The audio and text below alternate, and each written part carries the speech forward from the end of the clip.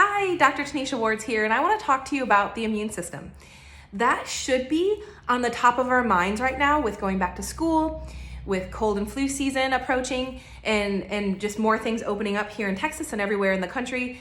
Our immune system should be on the top of our mind. If we've learned anything through this whole pandemic and COVID crisis, it really, in my opinion, should be, do I trust my immune system? Do I believe in my immune system to fight this virus? Do I feel like I'm stronger than it?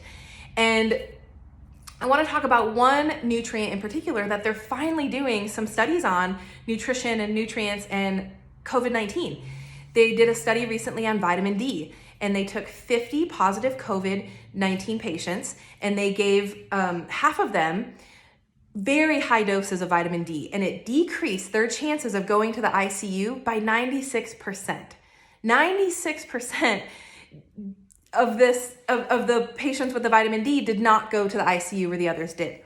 So it's a small study, like I said, 50 patients, but I think a really relative one to understand what vitamin D does to increase our immune system, to decrease, virus replication, and how important vitamin D really is. And so the next question I always get is, well, how much vitamin D should I take? And my question back to somebody would be, what are your levels at now? Do you have a good range of vitamin D now in your system and you just need 1,000 or 2,000 as a maintenance dose to keep those levels high, to keep you strong? Or are you very, very low and you need to be on 5,000, 10,000, 20,000 IUs for a while to bring them back up? So that's a big range, right? 1,000 to 20,000 IUs. I would, dose people on depending on where their levels are. So you really need to get tested. And the difference between functional medicine ranges and Western medicine ranges, or pathological ranges, which, is a synonym for disease, the pathological range for vitamin D is 30 to 100. If you're within 30 to 100, it's normal.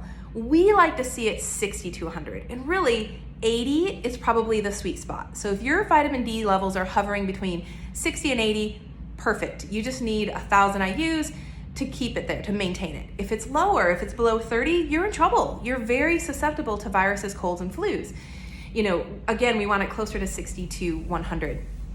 And that's how I, tell people what dose we need is where are you falling. So again, this is a very small study. Look it up.